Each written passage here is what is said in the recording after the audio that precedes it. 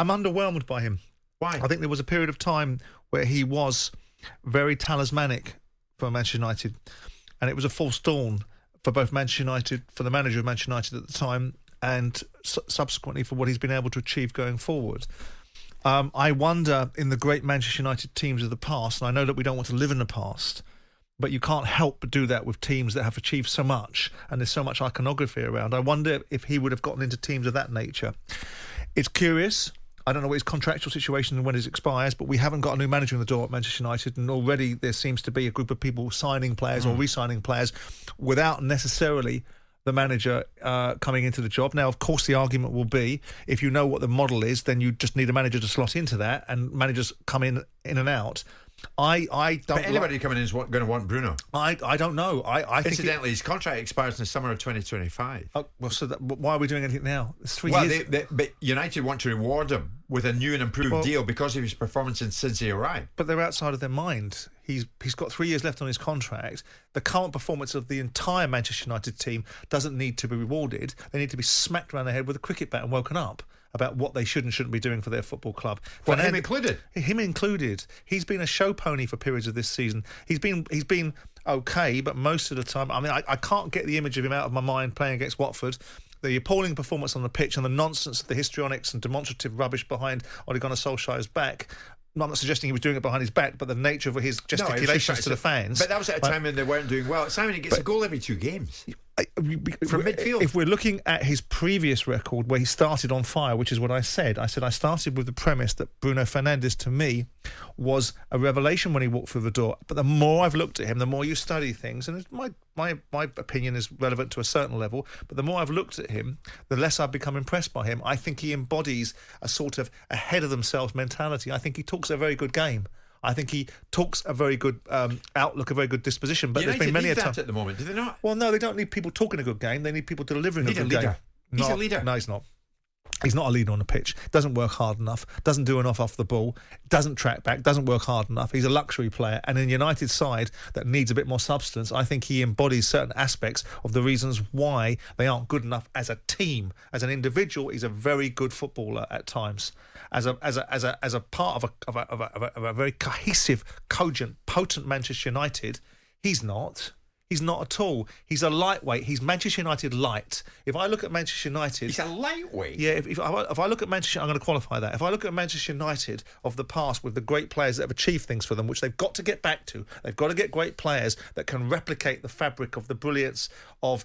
whoever we want to talk about, like Keane, Cantona, Vidic, Ferdinand, all those players, Scholes, all those players, even Gary Neville, that had a backbone and substance about them, that understood the dynamics of what it was like to play for Man United and were part of a very potent unit. All of them, Beckham, Sheringham, the lot, get them all out, put them on a table, and then compare them against the current crop of players, compare them against the current disposition, the current ability to overcome adversity. And he goes into a Manchester United light version, and it's not going to be Manchester United light that will overcome Manchester City. The players you're talking about there are all in the past. The team of now, Bruno's right up there. He's a leading light. But you have to accept he is a leading light in a lightweight Manchester United, and a lightweight Manchester United are not going to hunt down the Liverpool and the Manchester Cities of the world, because they are a different animal. From the boardroom to the dugout to the pitch, they're a different animal. And if you keep on looking at people like Bruno Fernandes as the future for Man United, then there's going to have to be a massive sea change in what else is around him. And that may be the case. We know that various players will be moving on. Ronaldo will probably move on. Cavani will probably move on. Yeah. Bruno won't. He's here for the long haul. Surely you build around him and what he says. No, I don't think you build around him. I think ultimately he's a luxury in the side. I think he's a player that prima facie looks very good, and he lulls us into a false sense of security. He goes absent in big games. It's a regular observation that's made about him. He goes absent in the big games. And at this moment in time, I can't help it. It's not because I have any particular vendetta against him or Manchester United. I just look at him and I think, you embody, to some extent, the reasons why Man United aren't going to climb back amongst the big boys. They're going to be big boys off the pitch for a period of time. He's part of the reason why they won't get back to the top. Yeah, because I think he's a lightweight. I think he's a good technical footballer, but they need something more. They need a good technical footballer that understands the reality of playing for an elite football club like Manchester United. And I listen to him. He talks a good game. He talks a good interview. But when it comes to the big games, where is he then?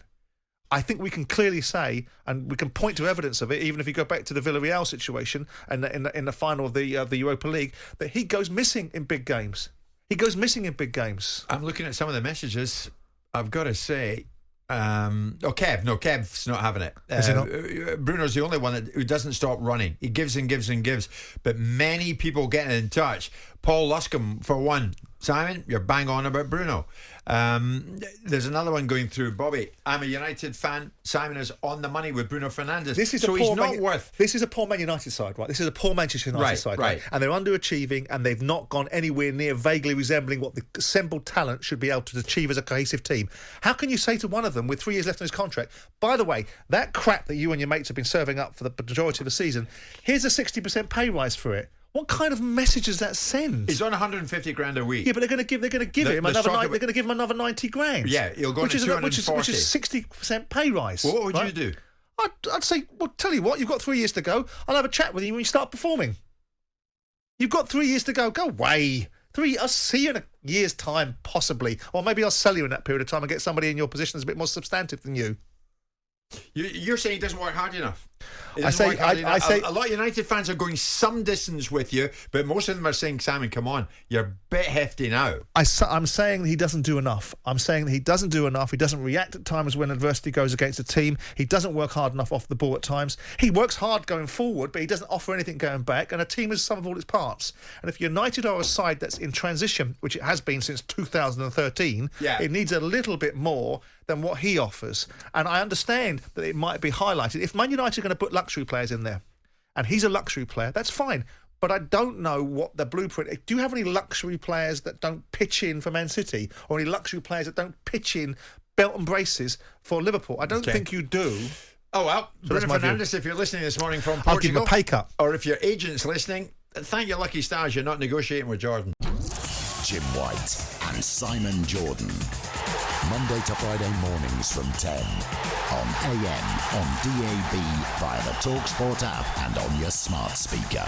talkSPORT.